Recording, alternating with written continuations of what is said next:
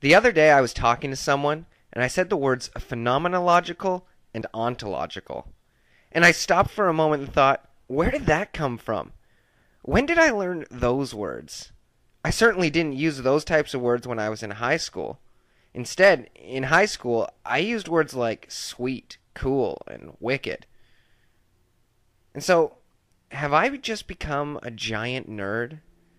And well, even though I am a big nerd, I think my language has changed because I've changed. I've matured. When I was a kid, I reasoned like one and talked like one. And now I'm older, so my speech and reasoning follows in suit. In 1 Corinthians 13, Paul says that just like we mature in speech and capability as we get older, we can also mature in our understanding and experience of God and His world. As we move forward in time, our perspective on God can increase. We can begin to know Him better and learn more about Him. Paul says that now we have but a poor reflection, and then we shall see Him face to face. But when is then? Has it already happened? Is it later in life? Is it after I enter the kingdom of heaven? Or will I even know Him fully then? Now here's the nerd in me coming out. When you think about a circle, you can think about it being broken up into different parts. Let's say 360 parts, or degrees. And let's say that each degree represents a degree of perspective we have on God. So we could say that when I have a 360-degree perspective on God, then I will know Him fully. I will know all there is to know. I have experienced all there is to experience. And so then, we can ask the question, is my Lord large enough? Have I gained a 360-degree perspective on God? And if I'm still missing a degree or two, then I know I need to continue to dive into my experience and knowledge of Him. You see, if I ask, is my Lord large enough? I'm not asking if God Himself is powerful enough, or strong enough, or knowledgeable enough, because I know that He is. Psalm 95:3 says, "The Lord is the great God, the great King above all gods." You see, what I'm really asking is if my perspective on God is big enough. Do I know the full extent of His love, or His justice, or His patience, kindness, omniscience, faithfulness, or the like? But think about this for a moment. The Bible teaches that God is infinite and that we are finite, meaning that we have limits, but God does not. And so really, when we're gaining perspective on who God is, we actually aren't getting any closer to a complete knowledge and experience of Him. It's like God is a circle with an infinite amount of degrees. For every bit that we get to know Him, there is still an infinite amount of degrees left to experience of Him. But let's be careful here. We aren't saying that God changes, because God does not change. Again, His Word tells us so. Instead, our understanding of Him changes. It's similar to any relationship. When you were a kid, you viewed your parents a certain way, but now, even in cases where they didn't change, your view of them is different. Your perspective on them grew. And so we come back to the question, is your Lord large enough?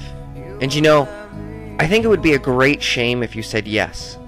But I think today many people think their God is large enough. They think they know enough, have experienced enough, and they're satisfied with the few degrees that they do have of God. There isn't any urgency or a need to know Him anymore. And so people carry on with life, remaining at their current maturity level and never expanding their perspective on this infinite God of theirs. J.B. Phillips puts it this way: the trouble with many people today is that they have not found a God big enough for modern needs. While their experience of life has grown in scores of directions, and their mental horizons have expanded to the point of bewilderment by world events and by scientific discoveries, their ideas of God have remained largely static. It is obviously impossible for an adult to worship the conception of God that exists in the mind of a child of Sunday school age, unless he is prepared to deny his own experience of life. If, by great effort of will, he does do this, he will always be secretly afraid lest some new truth may expose the juvenility of his faith. And so the danger here is the one where we put God in a box, where we limit what he can do and what we think about him. Now, don't get me wrong. There are certainly things that God isn't. God is not evil. God is not misguiding or dishonest. And God is not impatient. But what we are saying is that we must not stop God from surprising us with how patient he can be, how loving he can be, how just he can be. And we cannot limit God to acting in only one or two specific ways. God should be unlimited in our minds to act and be in whatever way is consistent with the truth that he has already revealed to us. Why? Because this is what we were created to need. We need God, and we need to mature in him.